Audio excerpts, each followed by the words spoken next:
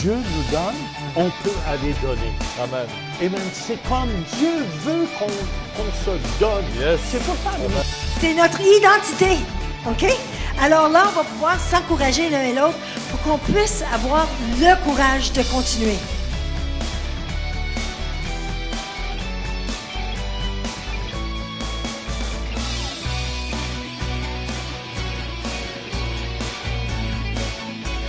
Dieu a tant aimé le monde.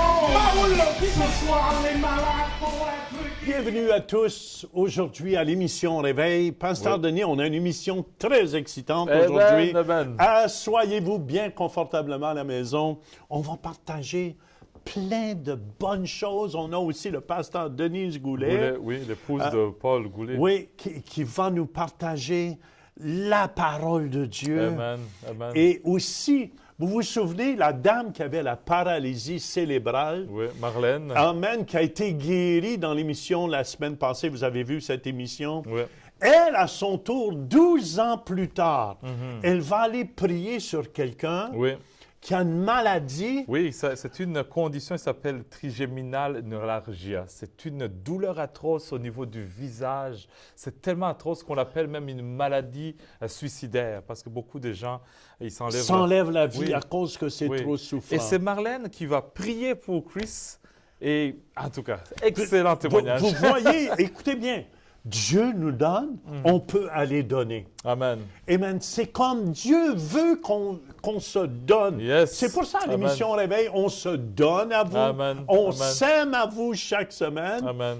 Mais on récolte aussi. Amen. C'est important, même dans notre vie personnelle. Il ne faut pas devenir un étang. Oui. Parce qu'un étang, c'est là que les crapauds, Oui, les oui, grenouilles s'installent. Oui, oui. Et ça coule absolument en nulle part. Dieu veut qu'on soit comme un fleuve. Amen, amen. Un fleuve se coule et va même jusque dans les océans du monde entier. Amen. Fait qu'on veut vous Amen. encourager C'est aujourd'hui excellent, c'est excellent. d'ouvrir grand votre cœur. Amen. Amen, amen, Amen. amen. Et Dieu veut pas qu'on soit un étang. Amen. Apprenez à donner aux autres, je pense, Pasteur Denis. Oui, oui. Quand on apprend à se donner pour les autres, Amen. c'est là qu'on est heureux. Amen. Excellent. En tout cas, je suis béni vraiment de voir combien Dieu est en train d'utiliser, que ce soit Marlène que Dieu va utiliser, mais Denise Goulet, son message très, très pertinent et ça touche le cœur, mais aussi de voir combien Dieu vous utilise. Apôtre Jean, c'est vraiment une bénédiction de vous avoir dans la francophonie. L'œuvre que vous faites dans les différents pays, même à Québec, même en Afrique, ça touche les cœurs. C'est le cœur de Dieu de vouloir faire le bien.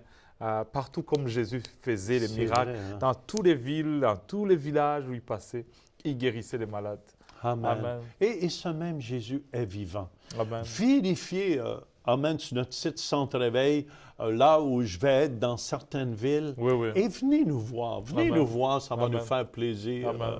Amen. Amen, amen, amen. Et on s'attend vraiment à ce que Dieu agisse aussi. Amen. Amen. Et Pasteur Denis, vous savez que Dieu a donné les 5 ministères à l'Église. Oui. C'était pour aider l'Église. Amen. C'est pour aider les gens à avancer.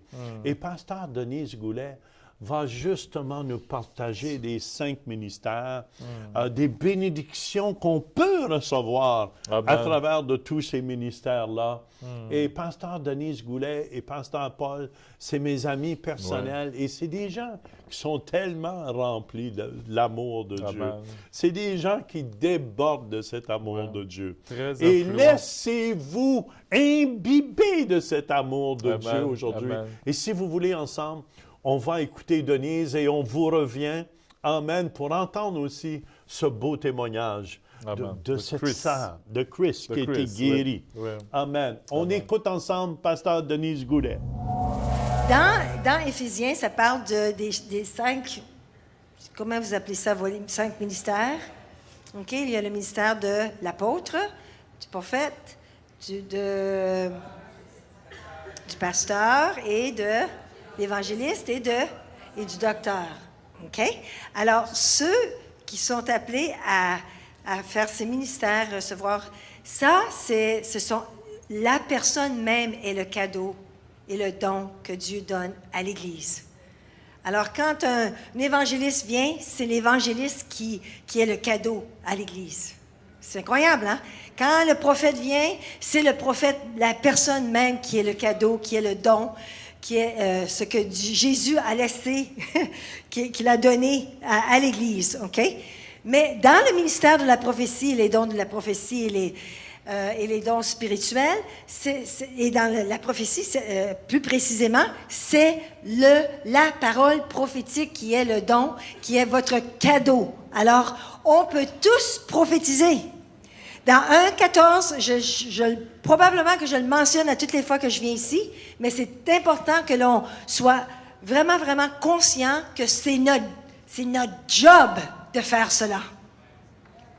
Quand on va être au ciel, on n'aura pas besoin de prophétiser. On n'aura pas besoin de rien.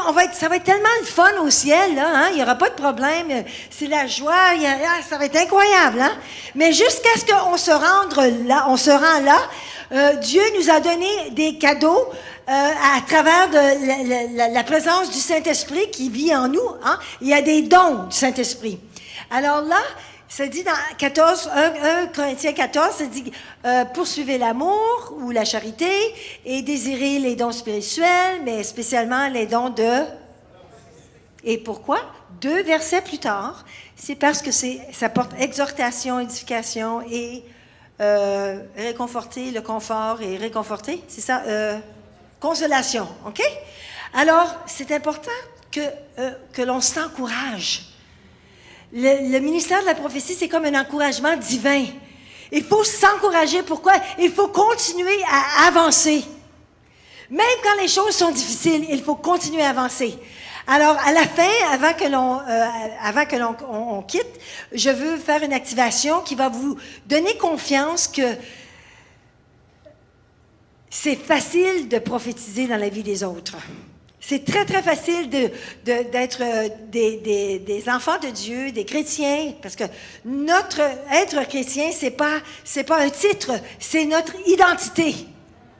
C'est notre identité, OK?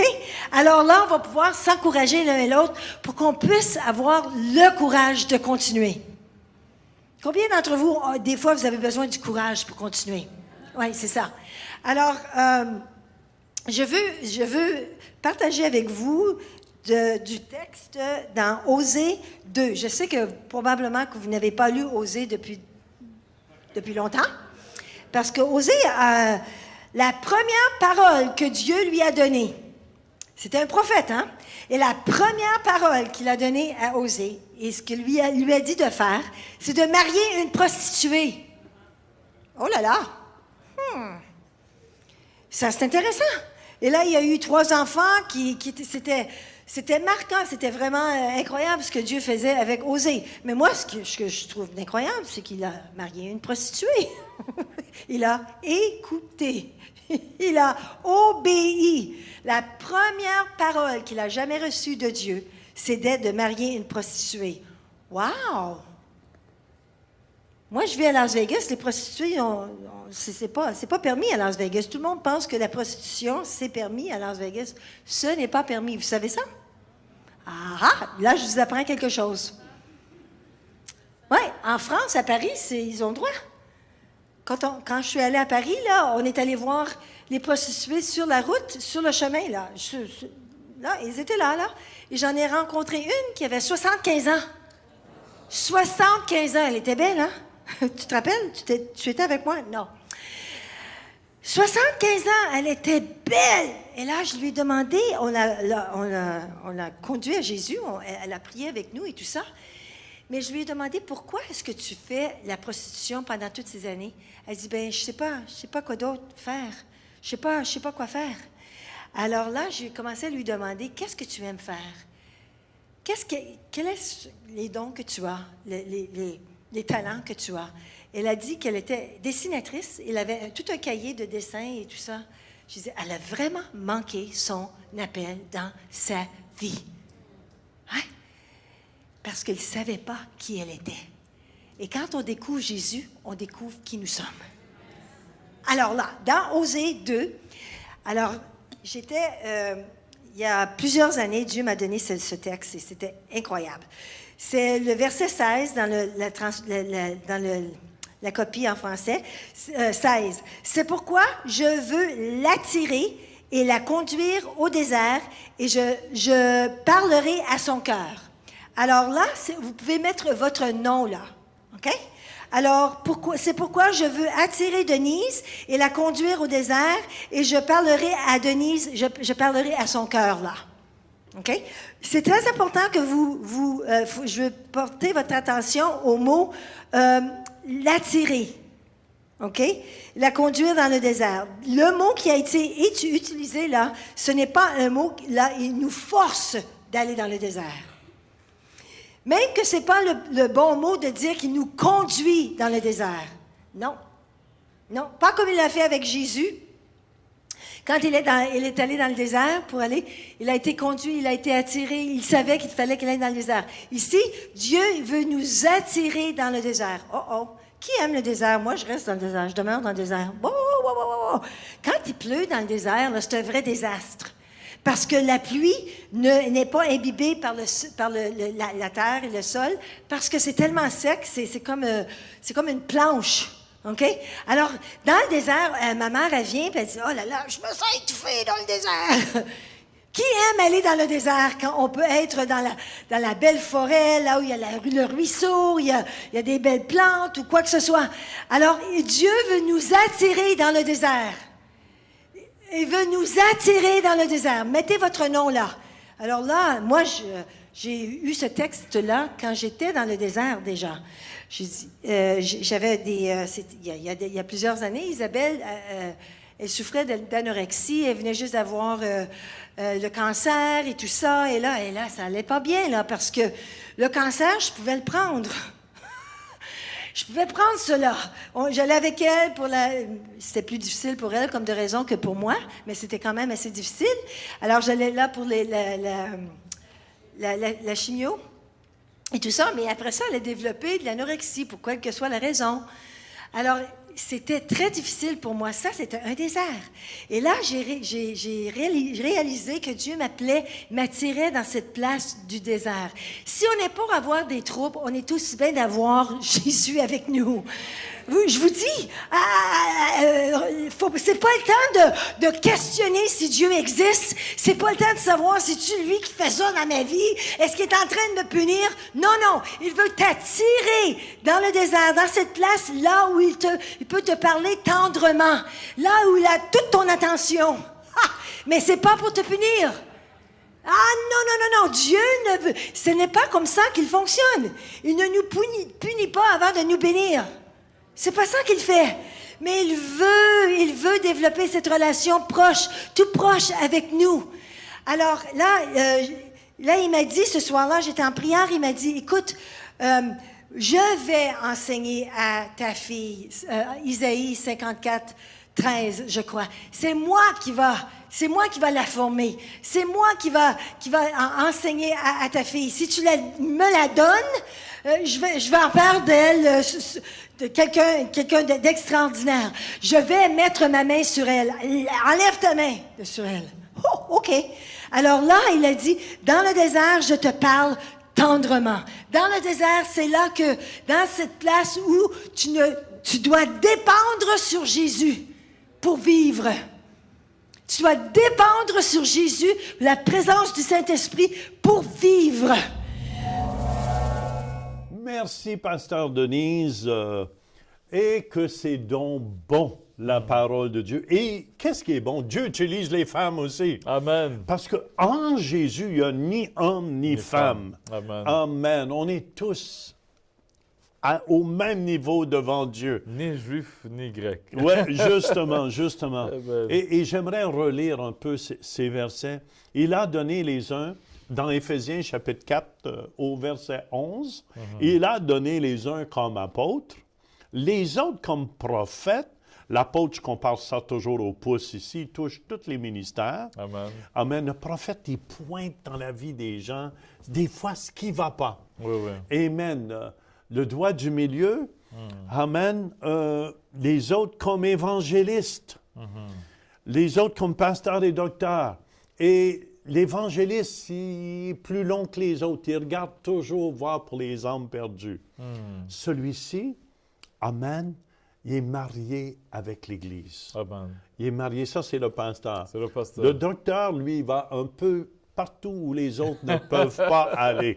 Amen. Le docteur, il aime décortiquer les Écritures. Mais regardez bien, ces 5 ministères, comme Denise l'a bien dit, c'est pour le perfectionnement des saints. Amen. Fait que les gens qui restent seuls à la maison tout le temps, ils ne se font pas perfectionner. Ils ne reçoivent pas ce que Dieu, il dit, en vue de l'œuvre du ministère et de l'édification du corps de Christ. Amen. Jusqu'à ce que nous soyons tous parvenus à l'unité de la foi. Dieu veut qu'on soit unis dans notre foi et de la connaissance du Fils de Dieu, à l'état d'homme fait à la mesure de la stature parfaite de Christ. C'est ça, j'aime bien, au verset 14. Afin que nous ne soyons plus des enfants flottants et emportés à tout vent de doctrine par la tromperie des hommes, par leur ruse dans les moyens de séduction.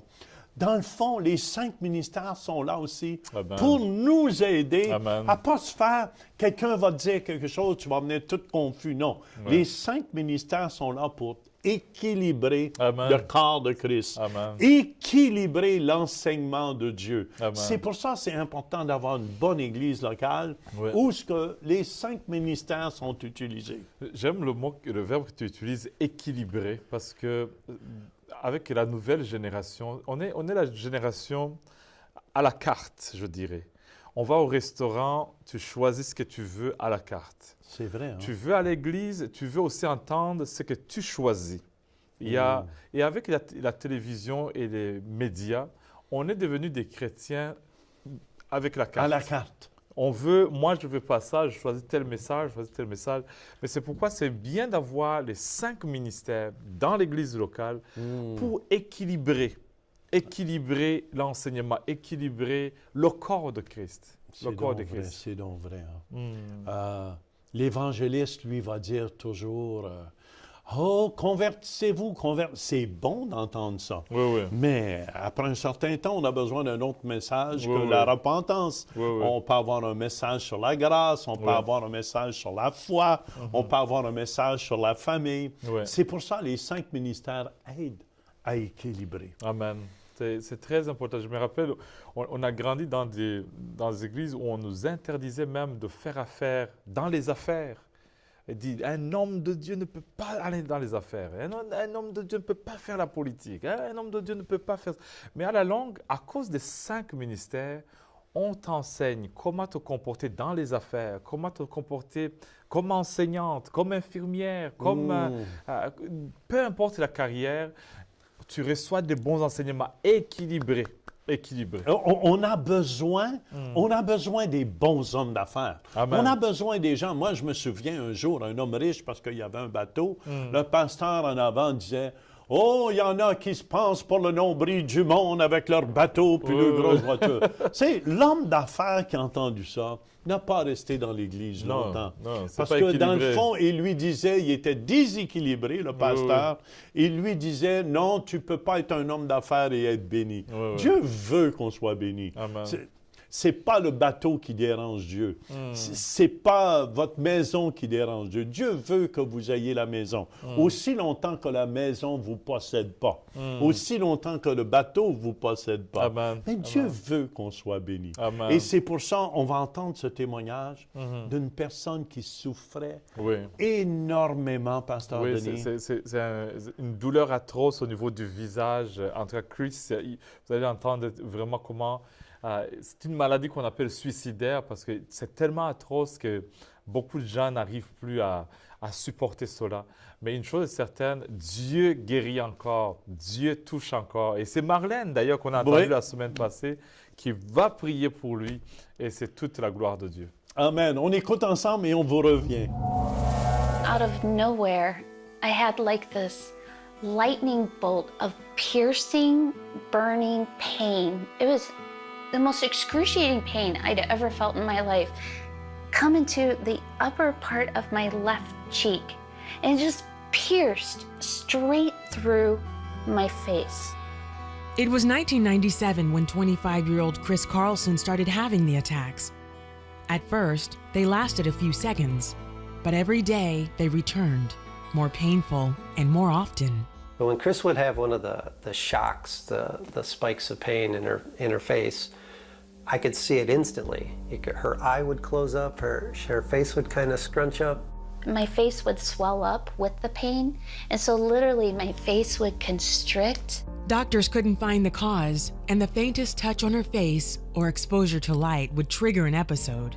The pain from her sensitivity to light became so debilitating, she had to leave her job as an engineer and isolate herself from friends. Our house was becoming darker and darker and darker. I mean, a light bulb would go out, we wouldn't replace it. And so literally it was dark, but emotionally it was also dark. Finally, after 6 years, doctors discovered Chris had a rare chronic pain condition called TN, or trigeminal neuralgia. It affects the trigeminal nerve that carries sensation to the face and brain. It's also known as the suicide disease. Because people just can't get out of the pain, and so they will eventually take their own life. I mean, it was very stressful. It controlled everything about our lives, every decision we made. For the next 9 years, doctors treated Chris with medications, injections, and surgeries, but they provided only temporary relief. Chris and Dave say during this time, they prayed for everything except healing.